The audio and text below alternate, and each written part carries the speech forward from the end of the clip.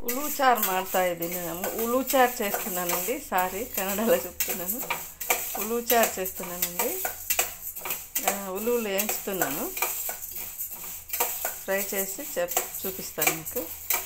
మేము తెలుగోళ్ళండి కానీ బెంగళూరులో ఉంటున్నాము చూడండి ఉలూచారుకు వెల్లుల్లి జీలకర్ర ఎండుమిర్చి ఉలవలు ఎండు కొబ్బరి చింతపండు అండి నానబెట్టుకున్నాను చింతపండు ఇవన్నీ వేసి రుబ్బాలండి రుబ్బిన తర్వాత మళ్ళీ చూపిస్తాను పోపు పెడుతున్నానండి ఆవాలు జీలకర్ర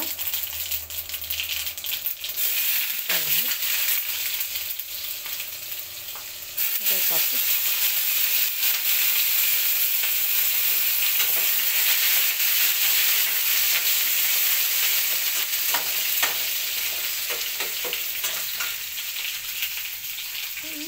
చిన్న ఉల్లిపాయలు కొన్ని వేస్తున్నానండి టేస్ట్ బాగుంటుంది ఉంటే చిన్న ఉల్లిపాయలు వేసుకోండి చాలా బాగుంటుంది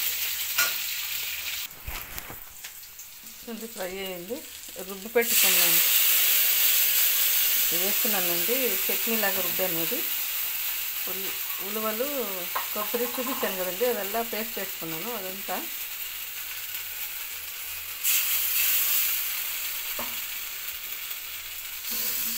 ఉలువలు వేసేది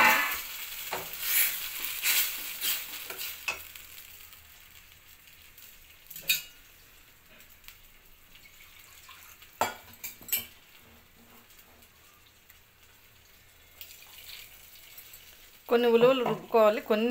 కొన్ని ఎక్కువ అలాగే వేసుకోవాలండి ఉడకపెట్టుకోవడానికి వేసుకుంటే చాలా బాగుంటుంది ఉలూచారు ఉలువలు తినడానికి బాగుంటుందండి ముద్దకి ధనియాల పొడి అండి 1.5 స్పూన్ ధనియాల పొడి పసుపు వేసాను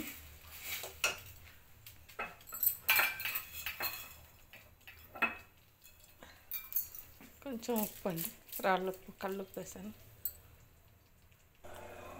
చూడండి ఉలూచారు అయిపోయింది చాలా బాగుంటుందండి ఉల్లిపాయలు కొంచెం ఎక్కువ వేసుకోండి చాలా బాగుంటుంది ఉలువలు కొన్ని అలాగే వేస్తే ఇవి ముద్దకి చపాతీకి కొంచెం గట్టిగా చేసుకోండి ఇది కొంచెం రసంలాగా ఉంటే కొంచెం అన్నానికి బాగుంటుంది ఇలా ఇంకొంచెం గట్టిగా చేస్తే ముద్దకిను చపాతీకి బాగుంటుంది చాలా బాగుంటుందండి ఉలూచారు ఇలా చేసుకోండి నేను చూపించినట్లు పండక్కి నేను